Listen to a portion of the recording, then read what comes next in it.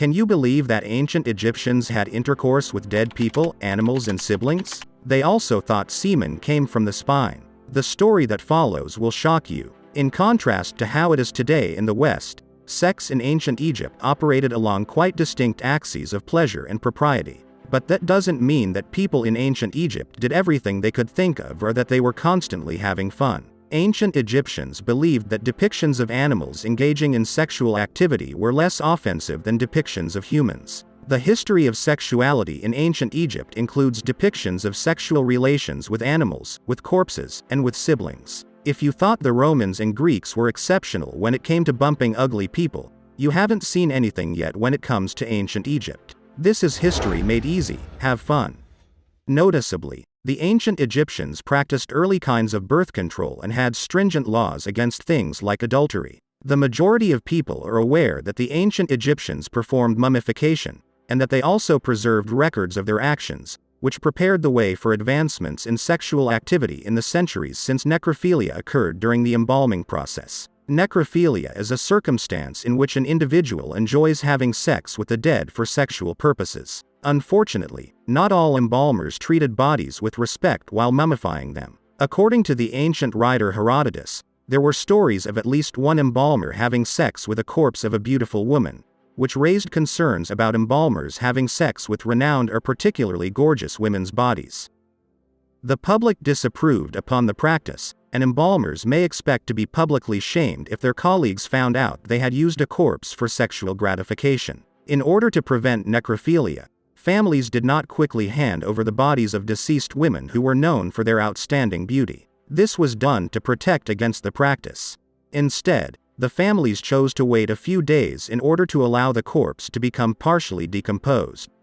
Ancient Egyptians, just like modern civilizations, desired some degree of control over the way their families were structured and how many children they had. They prevented births by using crocodile dung and birth control made from acacia gum. It led to the development of birth control methods. Ancient papyrus describes a method in which acacia tree sap was used to cover the mouth of the wound during intercourse. Acacia gum includes lactic acid, a recognized spermicide, therefore there is at least some support for this method's efficacy. Another technique involved coating the inside of the vagina with a mixture of honey and sodium bicarbonate. A form of diaphragm composed of crocodile dung, dates, acacia, and honey was another alternative. According to legend, Cleopatra built a vibrator out of bees. The alleged sexual desire of Cleopatra was the stuff of Shakespeare and legend. Cleopatra and Julius Caesar had an illegitimate son before the arrival of the Romans. Later, she had a romantic relationship with Mark Antony, which ultimately cost her life. Cleopatra apparently found other methods to amuse herself while her apartments were unoccupied. Rumor has it that she utilized a homemade vibrator after stuffing either a hollowed-out gourd or empty papyrus box with furious bees. To be clear, the bee vibrator claim has never been verified as reality and has always been an unproven rumor. However, according to hypothesis, the bees swarming inside the device would have caused it to vibrate and move, making it perfect for Cleopatra's alleged goals. Indeed, this fact serves a special function in the realm of creative expression. Despite the fact that the majority of pharaohs and some commoners had obtained multiple wives, sex outside of marriage was deemed prohibited. Adultery was seen as a heinous act, and was frequently considered a penal offense. The crime of rape was deemed disgusting, and the offender was typically punished as well.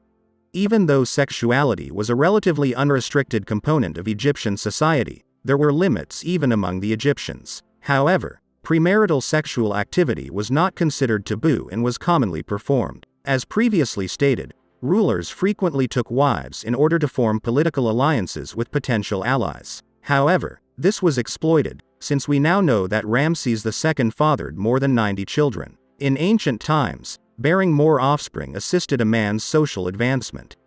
Men were frequently criticized for having no or few children. Clearly, Ramses relished the notion that his bonds could be utilized for purposes other than politics. Incest as a further stigma attached to ancient Egyptian families.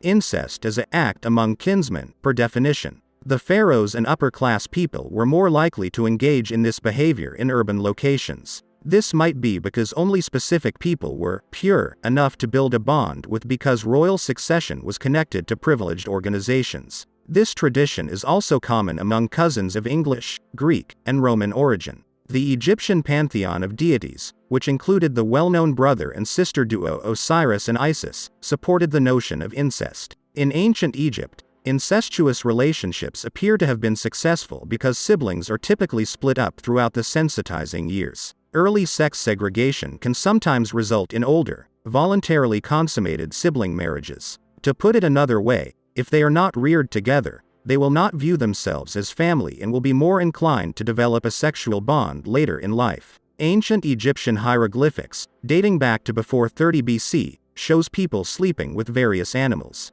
The symbols depicting human-animal interactions have a divine origin because Egyptian gods frequently assumed the forms of animals. Additionally, the ancient Egyptians found human-animal physical contact less objectionable visually than that between two people. Some argue that what appears to be hieroglyphic bestiality is actually a coded illustration of human sexual interaction. Egyptians placed little emphasis on virginity.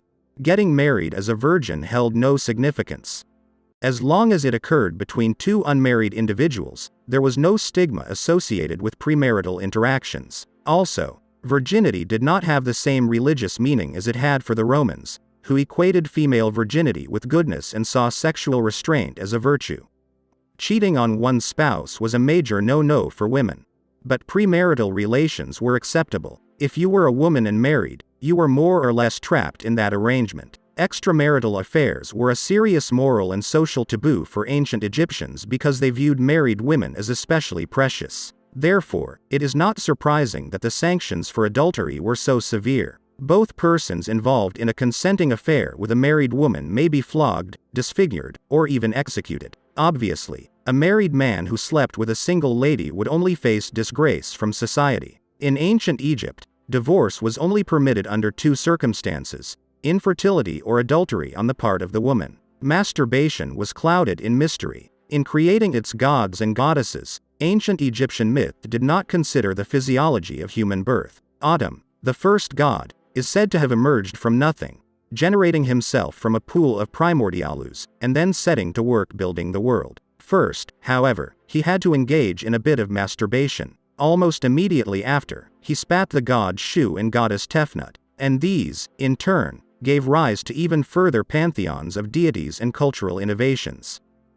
In ancient Egypt, the aspect of the narrative about masturbation was especially important. Self-gratification became virtually a religious experience for men. Legends tell of pharaohs engaging in ritual masturbation in the Nile. The ancient Egyptians were capable of creating mature works. Ancient Egyptians weren't as progressive as the ancient Romans were when it comes to depictions of sexually explicit content in art. The most well-known example of erotic art is the Turin erotic papyrus, which is 8.5 feet long and 10 inches high and features a series of sexual vignettes, of which around 2/3 portray a disheveled man having intercourse with a young lady. It depicts a variety of positions, each one more daring and original than the last. One depicts the pair engaged in an unlikely position on a chariot. Semen, according to ancient Egyptians, originated in the spine. Semen and its origins were understood differently by the ancient Egyptians. Egyptians believed that the spine was the part of the body that generated this helid material,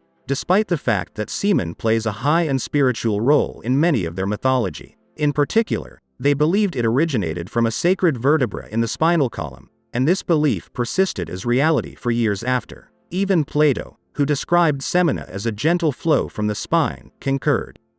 Two gods, semen, and one of the earliest mythologies of ancient Egypt are involved. The tale of Seth and Horus in ancient Egypt has a particularly sexual element to it, one that ties to the culture's more general conceptions of sex, virility, origins, and power.